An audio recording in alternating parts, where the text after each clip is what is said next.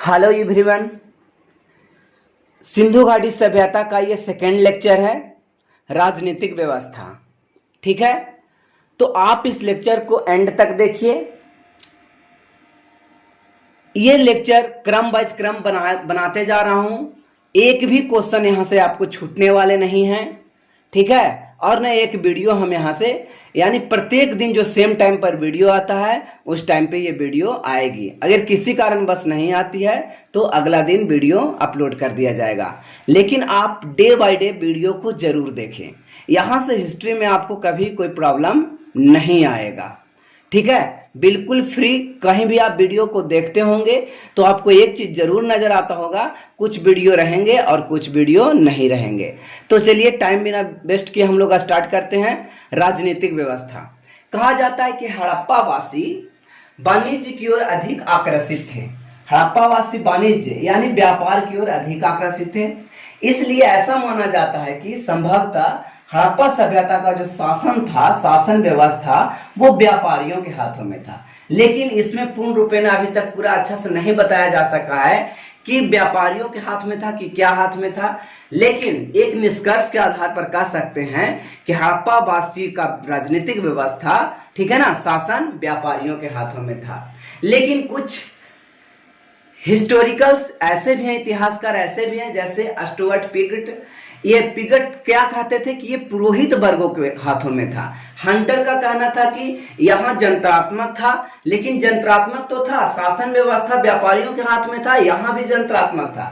लेकिन बात यहाँ पे ये समझना है कि सिर्फ व्यापारियों के हाथों में था कि जनतात्मक मतलब कोई भी था। तो जनता यहाँ पे तो चुन करके और राजा बनाती ही थी। लेकिन एक बात यहाँ से क्लियर हो जा रहा है कि राजनीतिक व्यवस्था में, राजनीतिक व्यवस्था को बनाए रखने के लिए जो राजा का चुनाव होता था वो जनतंत्र था। ठीक है ना, वो राजतंत्र नहीं था। ओके, बहुत इंपॉर्टेंट ये क्वेश्चन है। अगला है सामाजिक व्यवस्था। कहा जाता है कि हड़प्पा सभ्यता मातृसत्तात्मक था। ठीक है, तो ये क्वेश्चन बहुत एग्जाम में आता है कि हड़प्पा सभ्यता पितृसत्तात्मक था या मातृसत्तात्मक था। तो यहाँ की सभ्यता मातृसत्तात्मक मिली। इसके बहुत सा साक्ष्य मिले। कैसे मातृसत्तात्मक? क्योंकि जो यहाँ के बहुत देवादी था, अनेक देवताओं की पूजा यहाँ की जाती थी। ठीक है, जिसमें अधिक से अधिक मूर्तियां जो होती थी वो महिलाओं का बना होता था।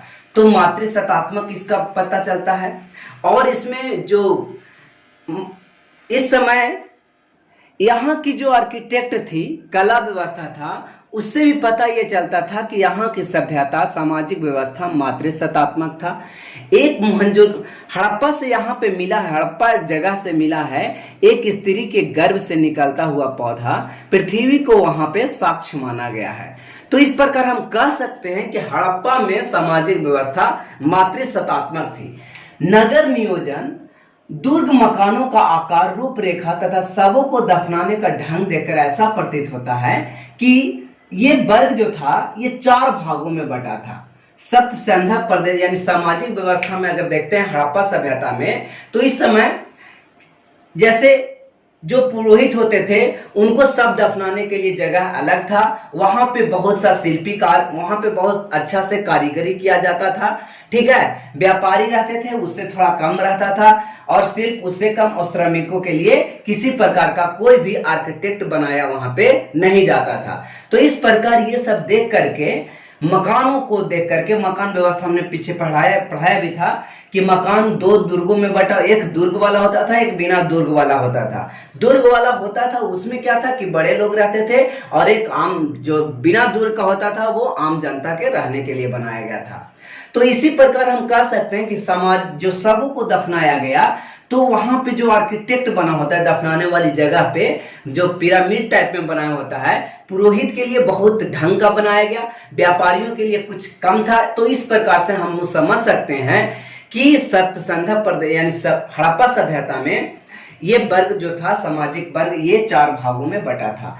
पुरोहित, व्यापारी, शिल्प, श्रमिक। ठीक है, यहाँ के लोग शांति प्रिय थे, लड़ाई झगड़ा बिल्कुल नहीं थी। लोहा के बारे में किसी प्रकार के कोई बारे में जानकारी नहीं था, तो लड़ाई झगड़ा वाली बात यहाँ पे नहीं आती है। सिंधु घाटी सभ्यता के निवासी जो थे वो शाकाहारी भी थे और मांसाहारी दोनों थे। ये भी एग्जाम में क्वेश्चन इंपॉर्टेंट हो सकता है कि सिंधु सप्त संध्या प्रदेश या सिंधु घाटी सभ्यता के लोग का भोज्य पदार्थ कैसा था, तो शाकाहारी या मांसाहारी दोनों था। मनोरंजन के लिए भी बहुत अच्छे साधन थे, वहां भी डाइस मिलता था, पासे मिलता था, ठीक है। नृत्य है, शिकार, पशुओं के लड़ाने की कला वहां पे बहुत विकसित थी।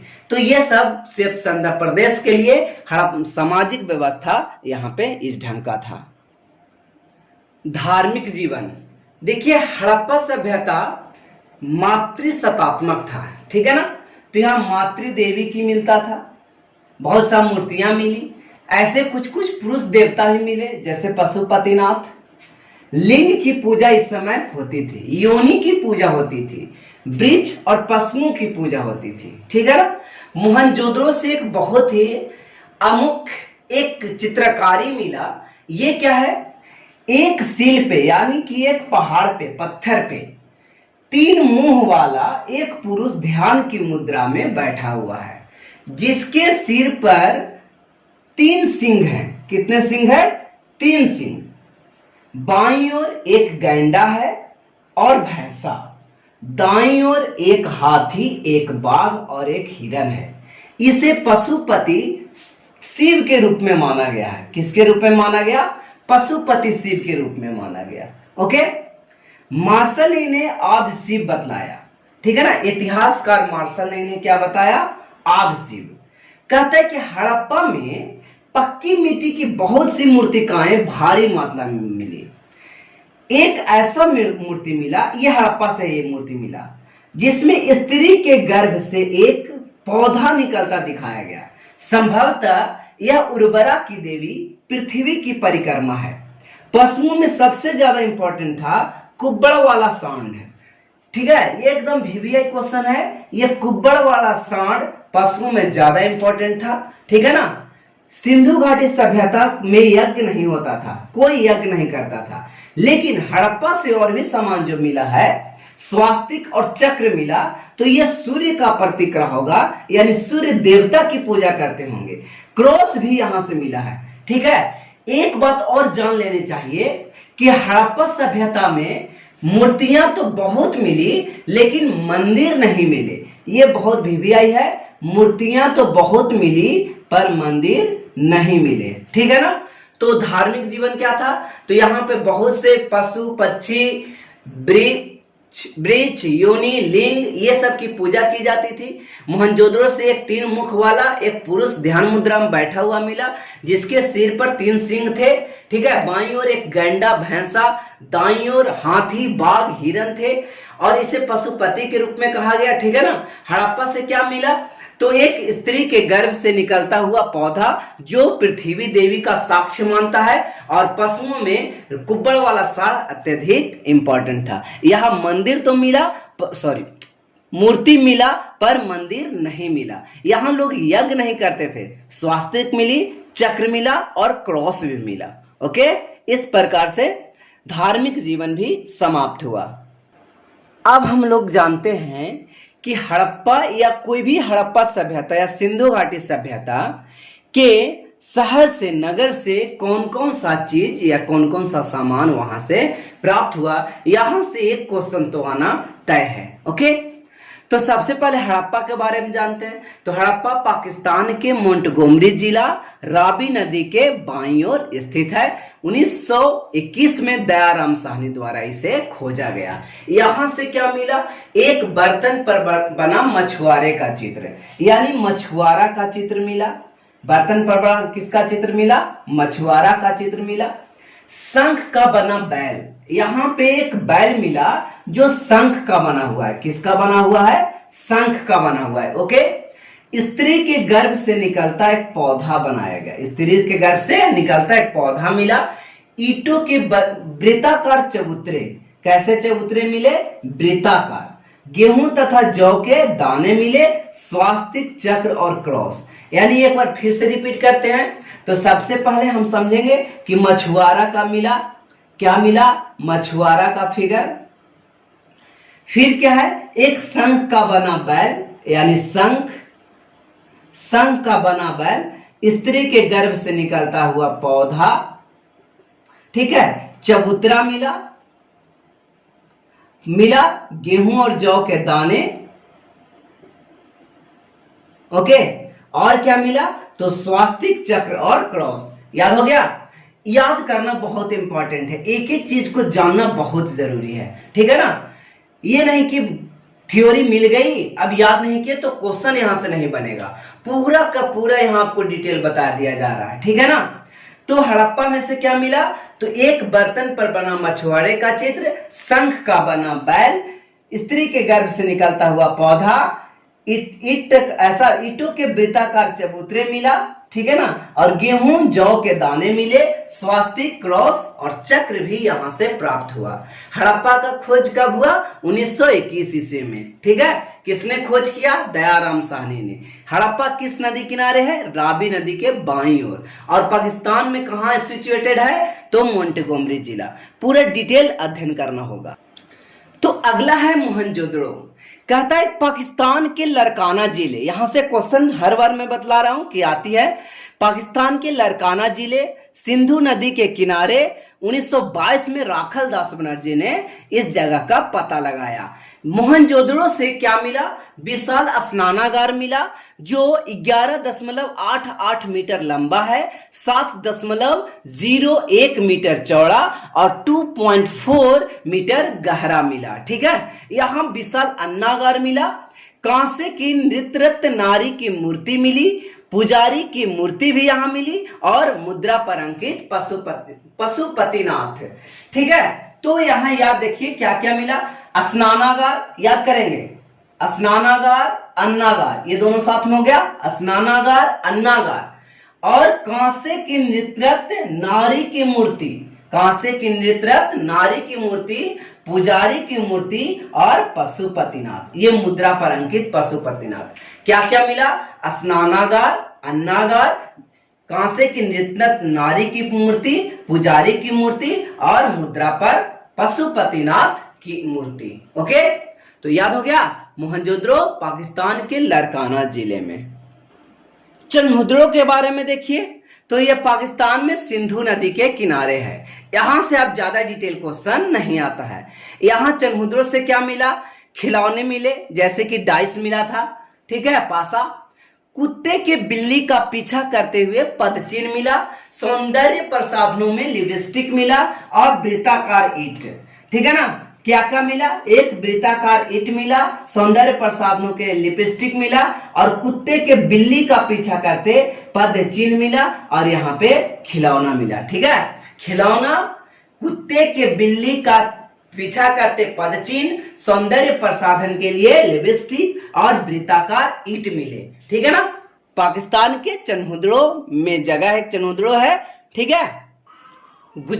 लोथल के बारे में जानिए कि ये गुजरात के अहमदाबाद जिले में, ठीक है ना, भोगवा नदी के किनारे है। यहां से सबसे इंपॉर्टेंट ये VVI क्वेश्चन आता है कि सिंधु घाटी सभ्यता में बंदरगाह कहां मिला, तो लोथल में, इसलिए VVI मैंने लिख दिया। डॉकयार्ड बोलते हैं इसको इंग्लिश में। धान और बाजरे का साक्ष्य मिला, 3 युगल समाधि, यानी 3 व्यक्तियों को एक जगह दफनाया हुआ मिला, और यहाँ प्रचुर मात्रा में मृदभांड यानी मिट्टी के बर्तन मिले, ठीक है। तो लोथल में क्या मिला, बंदरगाह, डॉकयार्ड, धान और बाजरे का साक्ष्य और 3 युगल समाधियां, 3 व्यक्तियों को एक साथ दफनाया हुआ, और प्रचुर मात्रा में मृदभांड यानी मिट्टी के बर्तन मिले। कालीबंगा, घग्गर नदी किनारे राजस्थान में, ठीक है ना। यहां से क्या क्या मिले, तो जूते हुए खेत मिला, ठीक है, हल का निशान, यानी कि खेत जो जुताया हुआ था वो हल के द्वारा जुताया हुआ था, तो एक में जोते हुए खेत, दूसरा में हल का निशान, या हवन कुंड मिला, ठीक है, जहां मूर्तियां रखी हुई थी उसी के इर्द गिर्द हवन कुंड मिला।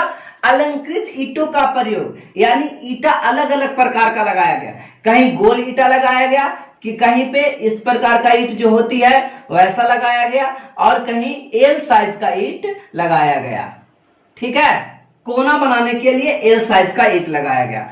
लेकिन यहाँ पे पक्के ईंटों का प्रयोग नहीं होता था, घरों के निर्माण में कच्चे ईंटों का प्रयोग यहाँ पे देखा गया था। तो कालीबंगा, घग्गर नदी किनारे राजस्थान में जूते हुए खेत, हल का निशान, हवन कुंड, अलंकृत ईंटों का प्रयोग, घरों के निर्माण के लिए कच्चा ईंट का प्रयोग। ओके। सुरकोतदा ये गुजरात के कच्छ जिले में है, ठीक है ना।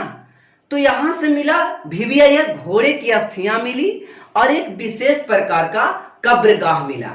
सबसे ज्यादा इंपॉर्टेंट यहाँ पे है घोड़े की अस्थियां कहां से मिली, सुरकोतदा से मिला। घोड़े की अस्थियां कहां से मिली, सुरकोतदा। रंगपुर मादर नदी किनारे गुजरात में अहमदाबाद जिले में, ठीक है। तो यहां से क्या मिला, धान की भुस्सी मिली, उसका ढेर प्राप्त हुआ। कच्चे ईंटों का दुर्ग और नालियां, यहाँ कच्चे ईंटों का दुर्ग बनाया जाता था और नालियां भी बनाई जाती थी।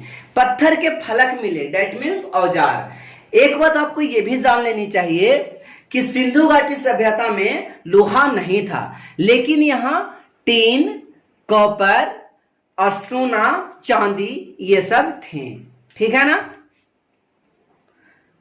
कोटदीजी जो पाकिस्तान में है, सिंध प्रांत में, सिंधु नदी किनारे। यहां से एक वीवीआई क्वेश्चन है कि कांस्य की चूड़ियां मिली, क्या मिली, कांस्य की चूड़ियां और धातु के उपकरण व हथियार मिले, ठीक है ना। तो धातु के उपकरण व हथियार सबसे ज्यादा इंपॉर्टेंट कोटदीजी का कांस्य की चूड़ियां, ठीक है। तो इस प्रकार सिंधु घाटी सभ्यता का पूरा लेक्चर समाप्त हो गया। इसमें मात्र 2 लेक्चर ही लगे। अब क्वेश्चन 2 सेट में होगा, एक एसएससी, रेलवे और बैंक के लिए, लेकिन दूसरा जो सेट होगा वो यूपीएससी और कोई भी स्टेट पीसीएस के लिए होगा। तो वहां पे स्टेज 1 या स्टेज 2 करके क्वेश्चन दिया जाएगा। आप लोग क्वेश्चन को बनाएंगे और उसके बाद तब पता चलेगा कि आपने कितना अच्छा से इस दोनों लेक्चर को देखा है, ठीक है। तो अगले सेट में यहां पे आपको तीसरा जो मिलेगा वो क्वेश्चन आंसर का सेट मिलेगा। ओके। सिंधु घाटी सभ्यता को आदि प्राग ऐतिहासिक युग भी कहा जाता है। यह भी पॉइंट आपको याद कर लेनी चाहिए कि सिंधु घाटी सभ्यता को एक और नाम से जाना जाता है, आदि प्राग ऐतिहासिक काल। ओके।